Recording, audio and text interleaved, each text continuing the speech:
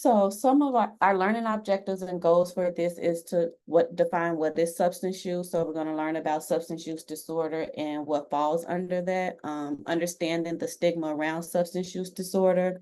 What are other words to use instead of the old outdated triggering phrases that are used and are highly stigmatized. So we're going to learn about some of those stigmatizing words and words to use in place. And then we're going to talk about what is harm reduction and what is Narcan. And then how does it look in Latin America versus the United States? Again, we'll start with substance use disorder in the community, then we'll go into some stigmas in the Latino community, as well as harm reduction and some takeaways. So substance use disorder, what is substance use disorder? Defined by NIM that affects a person's brains and behavior, leading to their inability to control their use of legal or illegal drugs, alcohol, or medications. And what else affects or leads to substance use disorder? And its social determinants of a person's health can affect a person being dependent on substances. So the social determinants of health include economic stability, education access and quality, healthcare access and quality, neighborhood and built environment, and social community context. So substance use, what substances are associated with substance use disorder? These are just a few, but some of the main is alcohol, marijuana, we have stimulants, methamphetamine, Adderall, cocaine, we have club drugs, Molly, ecstasy, we have opiates, which are prescription pain medications, oxy, codeine, morphine, hydrocodone, heroin, fentanyl, and fake pills.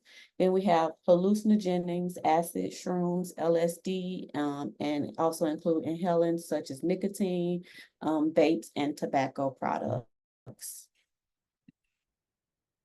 So we'll want to go back to social determinants of health. We went over the 5 groups. Well, there's 6 on here, but there's economic stability, neighborhood and physical environment, education and food, community safety, and social context in the healthcare system. So you want to recognize and be able to address the social determinants of health, which is kind of essential for achieving optimal health outcomes and reducing health disparities. So by prioritizing economic stability, education, healthcare access, neighborhood environments, and social context in society, it can help create conditions conducive to health and well-being for all individuals. And it can help a person who may be suffering from substance use disorder, if their social determinants of health are better, it will help them get into treatment and kind of treat the issues that they may be having with substance use disorder and going into recovery. So why do some develop substance use disorder while others do not? Others don't. We all know that it's genetics. They haven't really pinpoint what one main issue is while people become relying on substances, but scientists don't yet understand why some people become prone to addiction and others don't. One of the really main factors is that it runs in a family, and then there's a certain type of gene that's linked to substance use disorder.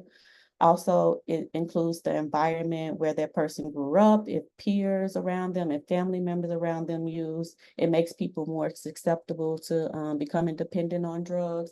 And then how it is consumed by injection or snorting, that produces a greater dopamine rush. So it makes the user more likely to become dependent on it.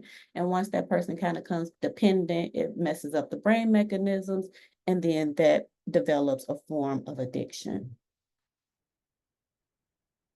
So some stigmas in Latino communities. We'll go with some myths and some facts.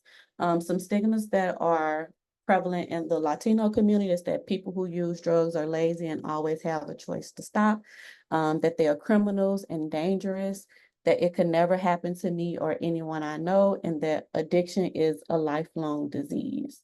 Well, some facts about substance use disorder is that it is It is among the most stigmatized condition in the US. This stigmas makes it a challenge for people to seek help due to fear of judgment and rejection. Many social determinants of health can lead to it happening to anyone behind closed doors. And stigma is a negative attitude slash stereotype attached to a certain group of people based on perceived characteristics. So when we talk about stigma, we like to talk about language that one should use when they are talking with someone who may be suffering from substance use disorder. Because when you talk to people with substance use disorder, their loved ones, or just with your colleagues, you want to use non-stigmatizing language that reflects an accurate science-based understanding of substance use disorder, and that it's consistent with your professional role. Because clinicians are typically the first point of contact for people with substance use disorder in the healthcare field. And so we want them to be able to take the necessary steps to reduce the potential risk of stigmatizing or using negative biases towards people who are on substances. So we like to use a chart to show words that you should avoid and words that you should use in place of those words. So in regards to an addict, a user, an abuser, a junkie, we would prefer that you say a person with an opioid slash substance use disorder, or a person who uses drugs. Instead of words as drug habit, abuse, and problem, we would like for people to use opioid substance use disorder, or use, misuse, or harmful use, or regular, risky, unhealthy, or heavy use. In place of clean and former slash reform addict, you would say that person is in recovery or abstinence or not actively using. Instead of dirty, you want to use actively using. Instead of saying a clean drug test, you would just say test negative for substance use, and a dirty drug screening, you would just say test positive for substance use. Substitution or replacement therapy, you would say treatment or medication for addiction. Instead of using the word relapse, you want to say resumed or recurrence of symptoms. And instead of referring to kids or babies as addicted babies or born addicted, you want to say babies born with an opioid dependency or babies born with neonatal abstinence syndrome. So harm reduction in Narcan, how does harm reduction look in the US versus in Mexico? In the US, we have specific trainings and resources for harm reduction. And more often now, employers are having their staff trained on Narcan, when to use it and how to use it. In the US, there's an ongoing opioid crisis, and hospitals and even cities have dedicated harm reduction teams to help those in the community. In Mexico, substance use disorder consumption is lower than that of the United States. Mexico does have harm reduction efforts, however, not to the great lengths that the US has them. Mexico harm reduction efforts go beyond just drugs. They go deep into family structure and start at the home versus the existing issue. They look into the pre-existing causes. And Mexico has a higher struggle with alcohol use disorder, which most families will put their family members into rehab programs such as AA. And so out of the total number of opioid-related overdose deaths in Cook County in 2023, which was 1,540 deaths, Latinos made up for about just under 15% of that number. So in a room that roughly looks like 1 in 6 people.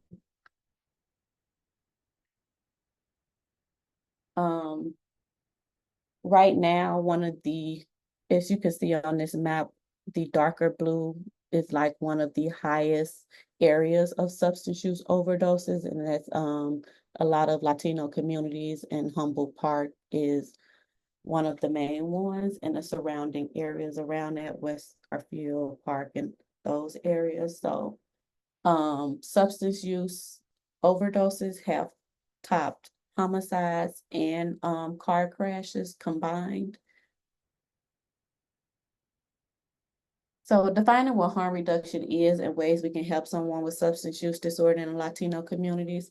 We all know harm reduction is an evidence-based approach that is critical to engaging with people who use drugs and equipping them with life-saving tools and information to create positive changes in their lives and potentially save their lives. Harm reduction, oh, sorry. Harm reduction can look like putting on your seatbelt while getting in the car, tying your shoes so you don't trip, blowing on your hot, fresh food so you don't burn your tongue.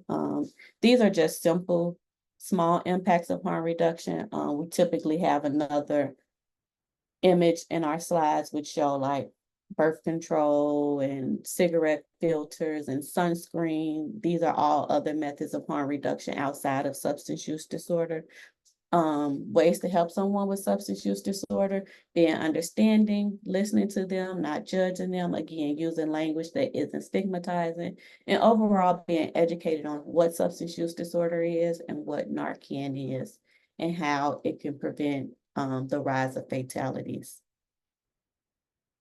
So when we talk about Narcan and before we do presentations, we like to let the people that we are presenting to about the Illinois Good Samaritan Law and what it is, because a lot of people do have questions if they were to use Narcan, like what are the consequences? Will they get in trouble? Will they be prosecuted and things like that? So we make sure we let people know about the Good Samaritan Law. Illinois has a Good Samaritan law in place to encourage people to seek emergency medical help when someone is overdosing.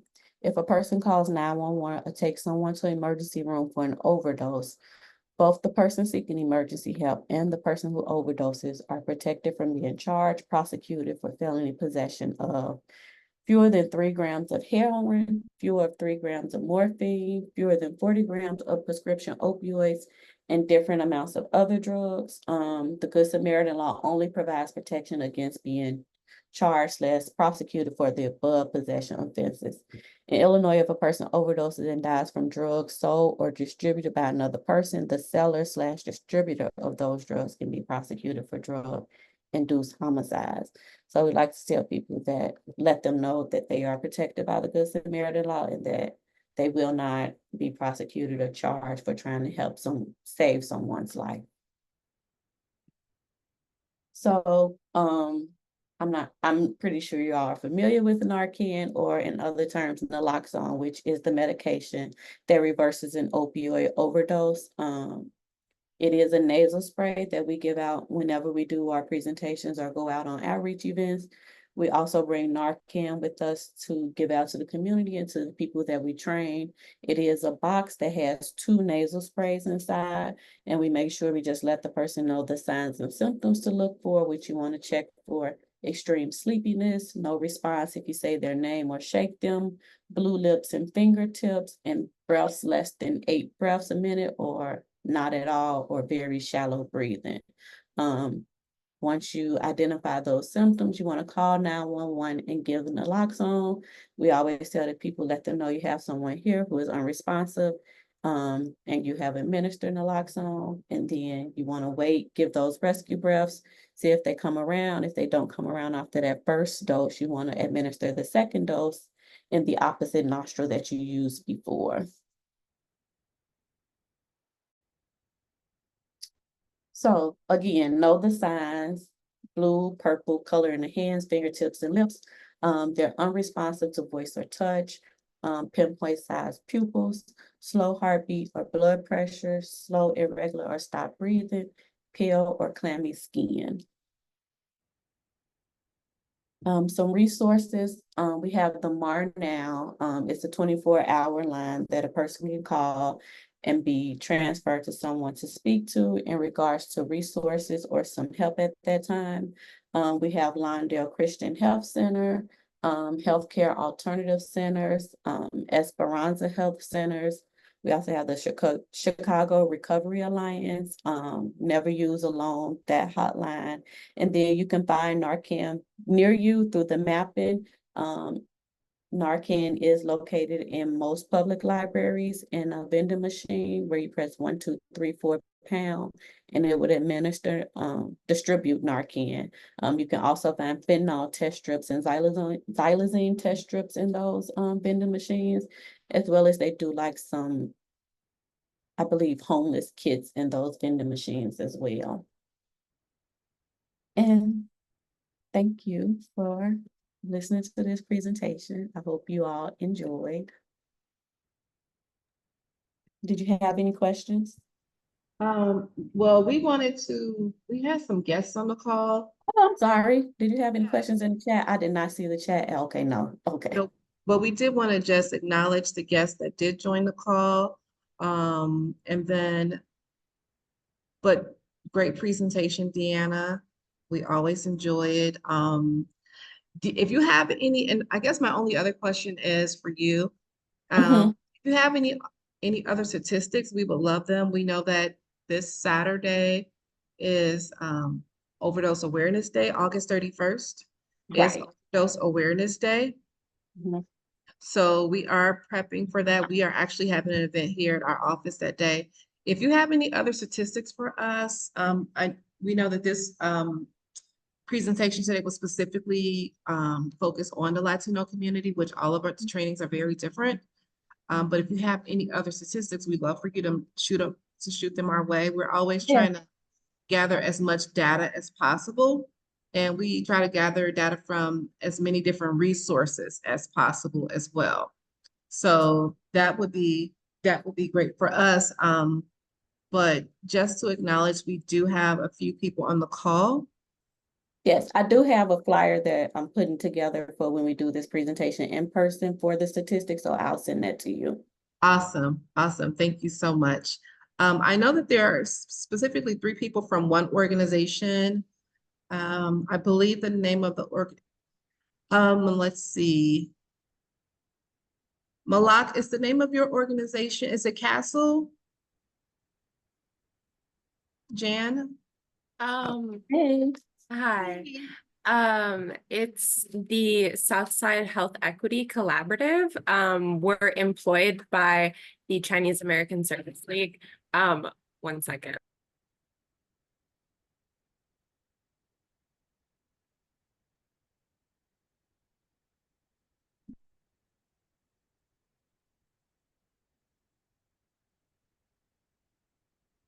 Sorry, I think they're doing something. Oh, Maintenance is doing something right now. Jane, nope. do you wanna? Yeah, so like Malak was saying, we're employed by Castle, and me and Malak specifically work for the Southside Health Equity Collaborative as community health navigators. So our role is mainly working out of Insight Hospital, which is the main partner of the collaborative. And what we do is conduct social determinants of health assessments with patients and clients, not restricted to Southside, but that's our primary focus. And Mhm. then from those assessments, we determine what social needs or health needs those clients are missing. And we try to bridge those gaps by referring them to the partners or just other community-based organizations that we've partnered with or collaborated with. Thank you. Thank you. And I believe, and just to confirm, I know Malak, Jan, and I believe Nora and Ivan are all with the same company, correct?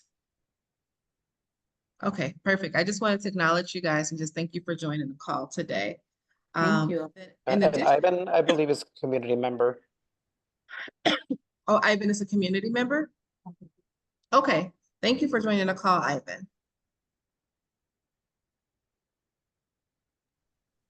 Hello, can I comment on something? It was Oh, yeah. a question that Gloria had mentioned about any of the statistics about the overdoses in the communities aside from the Latino communities. I attend a Zoom meeting, a bi-monthly meeting with the Chicago Department of Public Health, and a lot of those statistics are given out. Uh, the Austin district on the west side has the highest overdose and overdoses by death by overdose. And then it comes along Humboldt Park, and you have East and West Garfield Park and North Lawndale. So the west side of Chicago has predominantly the most overdoses in the city of Chicago. The south side do have them too, but not at a proportion as the west side. They also give information about hotspots in the West Side, you know, where a lot of overdoses and heroin is being distributed. They talk about opiate prevention sites where the Narcan and so forth be distributed. The information that Deanna spoke about is with the libraries. They also have them at a couple L stops. I know 95th and the Dan Ryan is one of them. And I think it's another one, I think, on the north side. But as she has stated, Deanna has stated that the libraries do have them. We have been trying to penetrate these communities with this, with the information that we provide and harm reduction to even talk to the organizations about how devastating the impact it is. The Black and Brown community, we are suffering deadly for it. And given the stigmas is the biggest barrier that stops people from coming in, you know. So Deanna's presentation touched on that a lot. And I hope we can be effective in our approach and possibly collaborate and keep collaborations going further with other organizations so we can get this message out here. Thank you. Thank you, Harold. Thank And you. thank you all again for joining us for this presentation. There was one other person, Deanna, I believe we have someone from, I think it's District 11 on the call. A community organizer from District 11. Good morning, everyone. Hey, good morning. Good morning. Thank you for joining the call. We appreciate it. This was a very short training today. Sometimes the trainings are, they do go for an hour, but not all the time. So I apologize. It was short. However, the training is recorded and we will post the training to our YouTube channel. We'll send out an email with that link to the YouTube channel as well. That way you can access all the trainings. We do have trainings with Deanna and Rush Hospital once a month. It's typically the last Tuesday of the month at 11 a.m. So we'll get that information out to you guys. We'll always try to get you a calendar invite prior to, but we'll definitely get you guys the link for the YouTube channel today. So you'll have access to all the prior trainings. Thank you, Deanna. Thank you. Y'all have a good rest of your afternoon. Thank you. You as well. Thank you, everyone, for joining the call. Thank you.